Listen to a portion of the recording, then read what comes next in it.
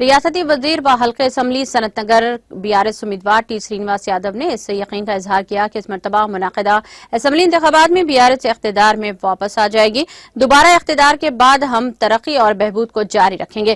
ریاستی وزیر سرینواس یادو نے حلقہ اسمبلی سنت نگر کے رام گوپال پیٹ ڈویژن کا دورہ کیا اور انتخابی مہم چلائی۔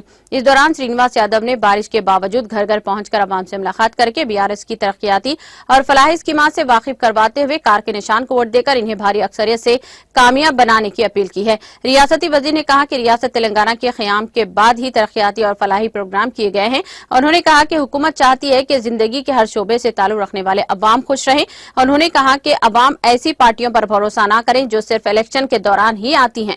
انہوں نے عوام کو اپوزیشن کے دھوکے میں نہ آنے کا مشورہ دیا۔